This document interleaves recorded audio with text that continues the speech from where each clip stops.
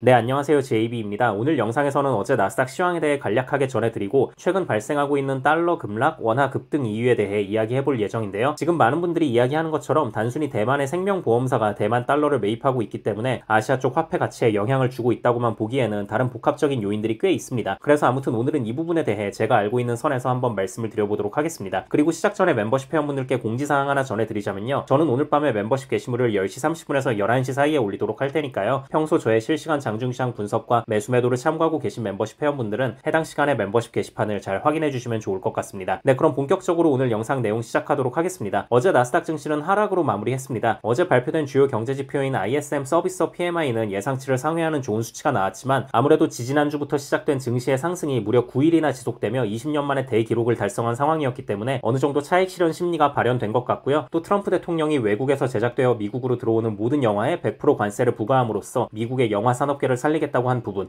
또 애플의 회사채 발행 소식과 곧 있을 FOMC에 대한 경계감으로 매도 물량이 나오며 하락했습니다. 이 정도가 어제 시황이라고 보시면 될 것 같고요. 지금부터는 요즘 많은 분들이 주목하고 계신 달러 환율에 대한 이야기를 해보도록 하겠습니다. 최근 원화가 워낙 강세를 띠고 반대로 달러는 워낙 약세를 띠고 있습니다. 이 부분을 좋게 생각하는 분들도 계실 것이고 또 반대로 안 좋게 생각하는 분들도 계실 텐데요. 이건 뭐 각자가 처한 상황에 따라 워낙 입장이 다를 수 있는 부분이라 원화 강세가 좋냐 약세가 좋냐 이건 굳이 지금 논의할 필요는 없을 것 같고요. 도대체 왜 이런 일이 발생하는지에 대해서만 한번 이야기를 해보도록 하겠습니다. 일단 첫 번째 이유는 지금 많은 분들이 말하고 있는 대만의 특수한 상황입니다. 그동안 대만의 보험사들은 미국 채권이라던가 주식 같은 해외 자산을 대규모로 보유하고 있었습니다. 참고로 이건 대만뿐만이 아니라 일본의 보험사도 마찬가지예요. 그동안은 해외 자산에 투자를 해두는 게 수익률과 안정성 둘 다 잡을 수 있는 최고의 선택이었기 때문에 이런 식으로 다들 본인들의 자금을 운용해 왔는데요. 그래서 일본에서 지진이나 다른 자연재해가 발생하게 되면 미국 채권과 달러 가격이 하락하고요. 엔화가 상승하는 모습이 자주 발견되기도 했습니다. 왜냐면 일본의 보험사가 피해자들에게 보험금을 지급하려면 본인들이 갖고 있는 미국 채권을 팔아서 엔화를 마련해야 하니까요. 네, 아무튼 이런 전반적인 상황이 있다는 걸 우선 염두에 두시고요. 아무튼 최근엔 자연재해가 발생했던 건 아니지만 트럼프의 관세 전쟁 이후로 환율이 너무 심하게 요동쳤잖아요. 그리고 이렇게 심하게 요동치면 보험사 입장에선 자금을 제대로 운용하기가 힘들어집니다. 그렇다 보니 대만의 보험사가 먼저 이렇게 해외 자산을 매각하고 발빠르게 대만 달러를 매입하는 움직임을 보였고 대만의 보험사가 저렇게 나온다는 건 일본이나 한국, 중국의 보험사 역시 저런 식으로 탈달러 현상이 발생할 수 있는 거 아니야? 라는 심리가 퍼지며 현재 미국 달러를 제외한 다른 국가들의 화폐가 강세를 띠는 것 같다는 게 우선 첫 번째 요인이라고 볼 수 있을 것 같고요. 그리고 두 번째 요인은 미국과 중국의 스탠스 변화입니다. 지난주부터 중국이 갑자기 스탠스를 바꾸면서 미국과의 협상에 우호적으로 나오는 듯한 모습을 보이고 있어요. 펜타닐 문제 관련해서 자기들이 적극적으로 협조하겠다고 하는 것도 그렇고 트럼프 팀과 회담을 위해 고위 안보 관리인 왕 샤오홍을 파견하는 걸 고려 중이라는 입장을 낸 것도 그렇고